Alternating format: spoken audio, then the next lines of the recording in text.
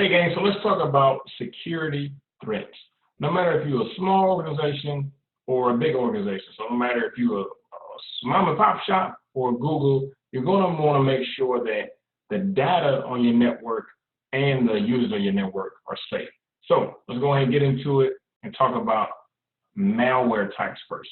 So malware. Malware is short for malicious software, right? So malicious, no bueno, no good. We don't want that to happen. So the first one we're going to talk about is a Trojan horse. That comes from a long time ago. Two different factions, two different groups of people were fighting against each other, right? There was casualties on this side, casualties on this side. And one side said, hey man, I'm tired of people dying, I'm tired of damn fighting these people, so let me go give them a peace offering, right? So they go up to the castle with this big ass horse and they say, hey man, I'm tired of fighting, can we just stop this? And the king looks down and he says, yeah, I was ready to stop fighting too. So they bring this huge horse inside of the castle, right? And later on that night, there were actually soldiers inside of that big wooden horse. And they break out of the wooden horse and kill everybody inside of the castle. So what does it have to do with Trojan horse malware? It looks like it's something good, but it's actually something really damn bad. For example, it could be you download free antivirus, and when you run that free antivirus, it ends up giving you a damn virus, okay? Next up, spyware. Real simple. It's software that spies on you. It can either record a video of you doing something, or it can actually log the keystrokes that you made. So you go on Facebook.com and it says, okay, when they went on Facebook, they entered this username, this password. When they went on bankofamerica.com, they entered this username and this password, and they can either use that stuff for themselves or sell it to other people, all right? Last but not least, ransomware. This sucks pretty bad. Ransomware is when an attacker or software actually locks down your device, whether it's a PC, laptop, or cell phone, and they actually lock the data, and the only thing you'll see is a message that says, hey, send this amount of money to this account or to this PayPal or to this Cash App, and then we'll release your data. So the threat is usually one of two things.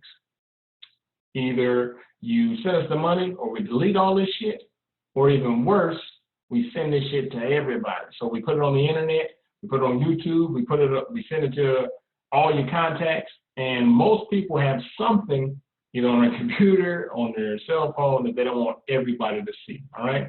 So ransomware, like I said, it holds your data hostage until you pay the ransom, okay? Next up, phishing. So I did not spell that wrong, that's how it's spelled. Phishing is when an attacker fishes for information. So you get an email from Wells Fargo and it says, hey, we had a breach. We need your account number, your password, and your social security number to make sure that your account is safe.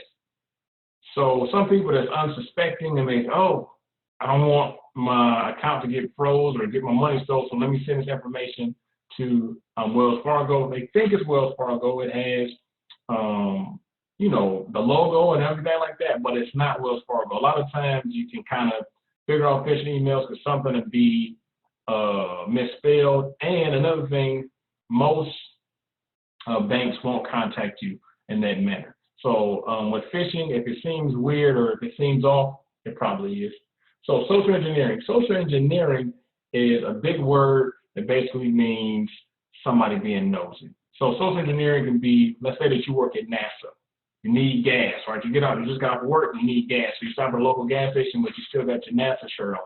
And somebody runs up and says, wow, you work at NASA? And you say, yeah. And then they ask you, how long you been here?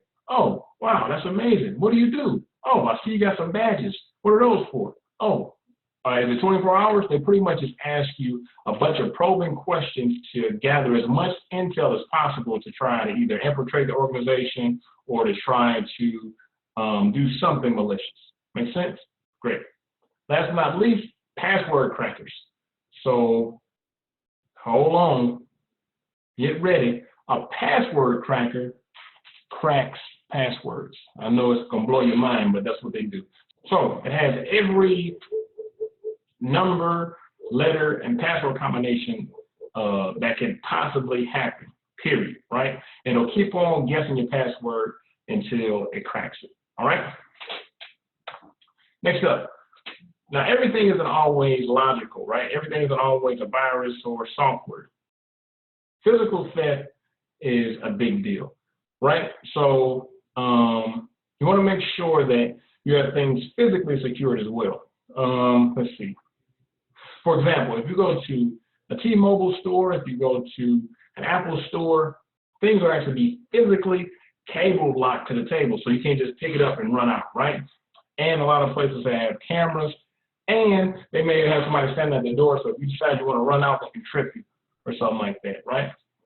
Next thing is, that's a tongue twister a little bit, shoulder surfing, all right, shoulder surfing. So that's literally when somebody looks over your shoulder and tries to see what you're typing, right? So if you're on Facebook, oh, they put in that. If you're on a banking website, oh, they put in that. And shoulder surfing, just like this young lady, can be deterred by making sure that nobody's looking over your shoulder. Or you can even go to the extent of getting a privacy screen. A privacy screen, you've probably seen this before if you went to the doctor. It's actually a screen that if you're not looking directly towards the monitor, that the stuff on the screen is going to be blurred.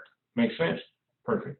Last but not least, dumpster diving. So dumpster diving happens a lot of times outside of businesses, right? So if you got a dental office or a hospital or a big company, a lot of times people will throw out stuff, right? It may have your social security number on there, it may have your birth certificate, it may have enough stuff basically for somebody to steal your identity. And since it's not theirs, since it's not their information, they may not care and they may throw it away. So some people actually dumpster dive to see if they can see your information.